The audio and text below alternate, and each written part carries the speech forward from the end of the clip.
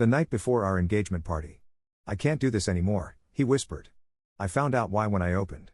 It was supposed to be one of the best nights of my life. I was standing in front of my bedroom mirror, holding up the ivory dress I'd chosen for our engagement party the next day. The satin shimmered under the soft light, catching the glint of the small diamonds in my grandmother's necklace, the one I'd planned to wear. Everything was perfect. The night ahead felt like the culmination of years of broken hearts, dating disasters, hesitant beginnings, and then Lionel. I smiled at myself, twisting the dress side to side to catch the way it flowed, wondering if Lionel would get teary-eyed when he saw me in it, like he'd promised he would. He could be sappy sometimes, in the sweetest way. But he hadn't come home yet, and my phone lay there silent on the bed. I let out a little sigh, a hint of nerves creeping in, and pulled out my phone to check the time. Nearly midnight. He was supposed to be back by 9. I'd lost track of how many times he'd said he'd be back in a bit only to disappear for hours without a word. Just one of his quirks, I told myself. I dialed him. Straight to voicemail. I set the dress back down, my smile slowly fading as I scrolled through our old messages. They were filled with inside jokes, his bad attempts at French, photos from all our road trips. A lifetime crammed into a few thousand lines of text. My heart calmed down as I remembered how in love we'd been. This was Lionel, my Lionel. The man who once drove 3 hours just to bring me soup when I was sick, who sang off-key to make me laugh and stayed up late planning our future. So I tried calling him again, more curious than worried. Maybe he was with his family, his mom Maureen and his little sister Daphne. They were a close bunch, practically the opposite of my own family. Lionel's family was a warm chaos of loud conversations, fierce hugs, and spaghetti sauce that somehow got everywhere. They loved each other fiercely. For years, I'd had little of that. I was close with my dad, Hobie, but he was a quiet, keep your head down kind of guy. But Lionel's family had filled this gap in my life that I hadn't even realized was there. Just then, my phone buzzed in my hand, and I exhaled, relieved. It was Lionel's name on the screen. "Hey," I answered, trying to keep my tone light. There was a pause, long enough that I thought the call had dropped. Then, he spoke. "Melora," he said, his voice strained. He sounded scared. I need to come by." A hollow feeling spread through my chest. "Yeah, of course," I replied, forcing out a laugh. "But where have you been?" "I've been calling. Tomorrow's a big day, you know? Just be there when I get there, okay?" I wanted to ask a dozen questions, but he'd already hung up. I looked down at the dress draped across my bed, the delicate lace trim, the fabric soft and cool to the touch, wondering what was about to happen. I could feel it, the way the air thickened, the prickling on the back of my neck. Something was wrong. When he arrived, Lionel looked nothing like the man I'd fallen in love with. His sandy hair was matted, his face pale and gaunt, with dark shadows under his eyes. He didn't even greet me. He just walked past me into the living room, sat down, and held his head in his hands. The silence was heavy, like some invisible wall had sprung up between us. I sat across from him, clutching my hands together to stop them from shaking. "What's going on, Lionel?" I asked, keeping my voice as steady as I could.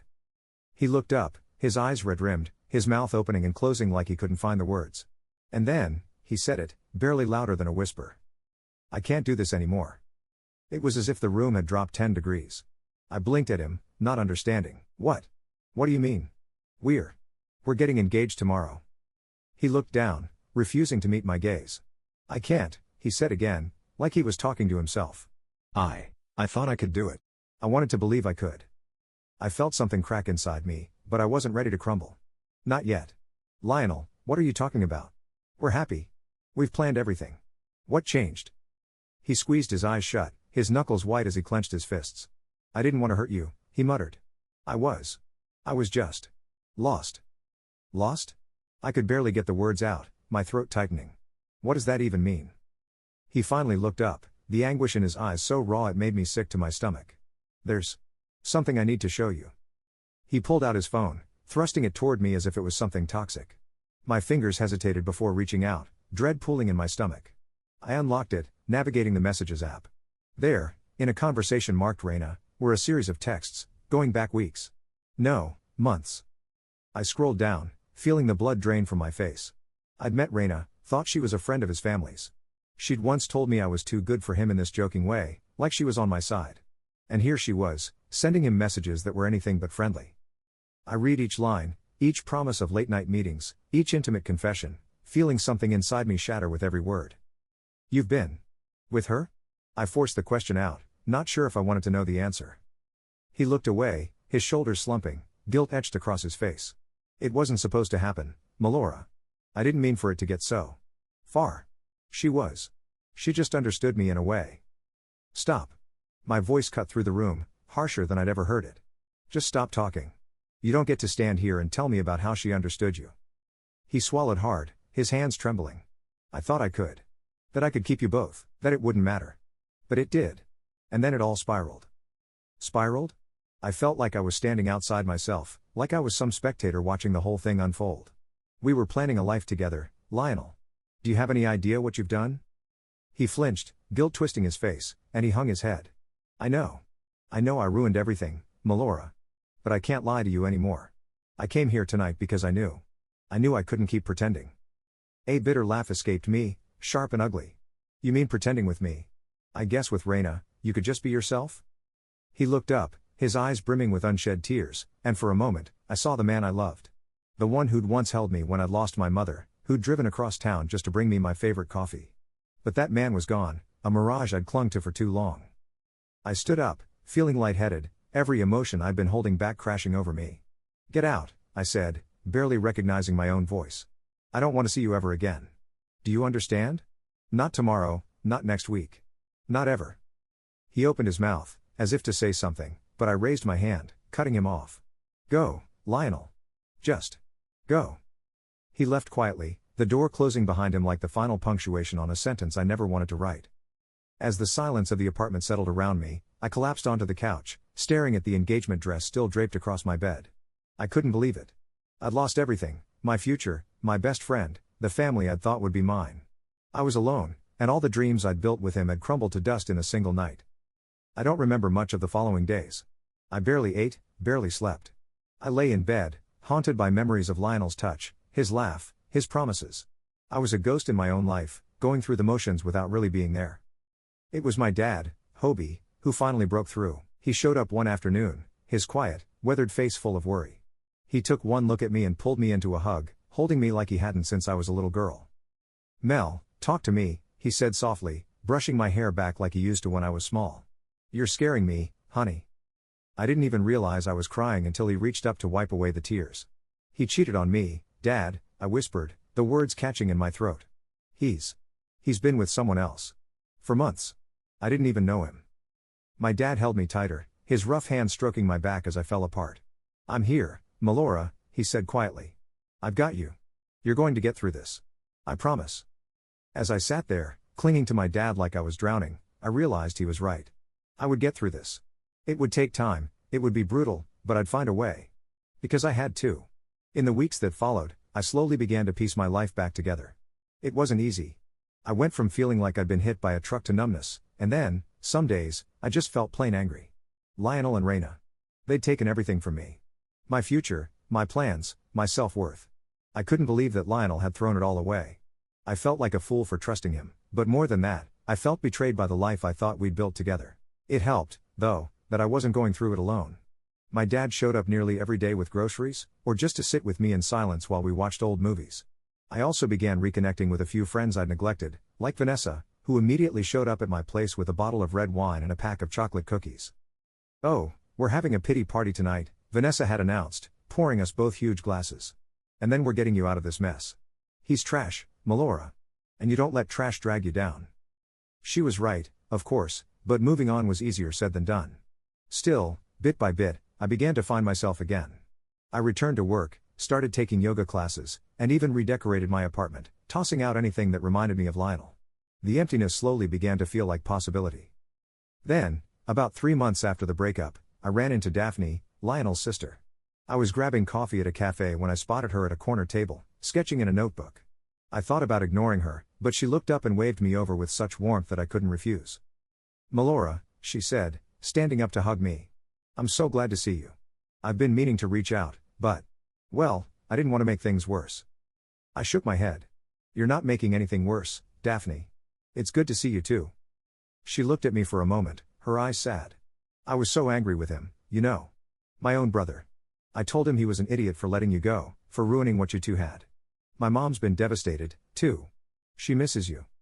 I swallowed hard. I miss her too. I miss all of you. Daphne sighed, stirring her coffee absently. Raina's been around a lot more. It's like she's trying to worm her way into the family, but mom can't stand her. She can't even look at her without glaring. It's actually kind of funny. And Lionel? Well, he seems miserable, honestly. Good, I replied before I could stop myself. I caught Daphne's surprised look and managed a weak laugh. I mean, I don't wish him well. Not right now. Daphne smirked. Can't say I blame you. But, he'll never be happy with her. She's already meddling in his life, complaining that he doesn't spend enough time with her. And Lionel? Well, he's realizing the grass isn't greener. I felt a surge of satisfaction hearing that. But I wasn't content to leave it at that. Somewhere deep inside, I knew I wasn't going to truly move on until I had a little justice. A small, satisfying revenge. Something that would make him regret his choices every single day. Over the next few weeks, I started to form a plan. It wasn't elaborate, and it didn't involve any real malice. Just, a little nudge in the right direction. I began by reconnecting with Maureen. I invited her over for tea one Saturday, and as soon as she walked into my apartment, she burst into tears and hugged me. I didn't want to lose you too, Melora, she sobbed. I was so mad at Lionel. I still am. How could he throw away someone like you? We talked for hours that day, and by the end of it, she admitted that she wasn't thrilled about Raina trying to fit herself into the family. She's pushy, Maureen said, wrinkling her nose. And so? Fake. She doesn't have an honest bone in her body. I don't trust her. I never will. As Maureen and I rebuilt our relationship, I found small ways to slip bits of truth into our conversations. Little things that reminded her of Lionel's past behavior, his tendency to take people for granted, his habit of disappearing when things got rough. I didn't say anything explicitly bad, just enough to make her think.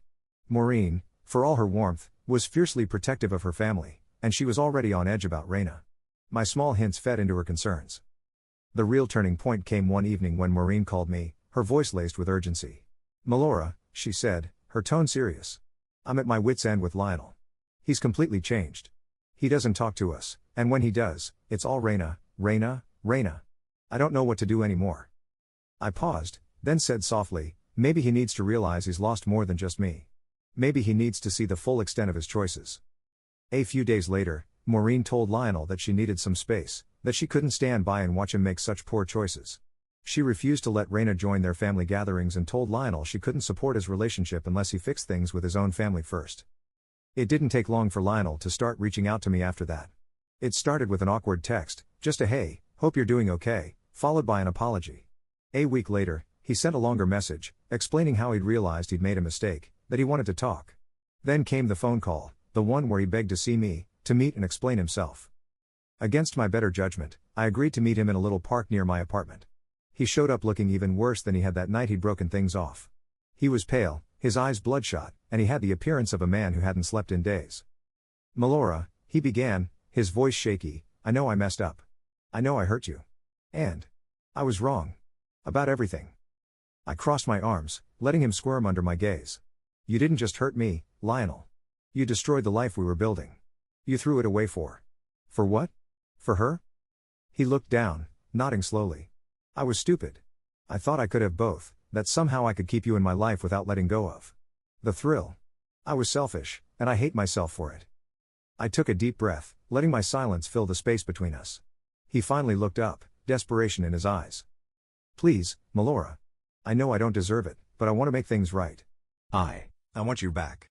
A part of me had waited to hear those words, had wanted him to grovel, to realize what he'd lost.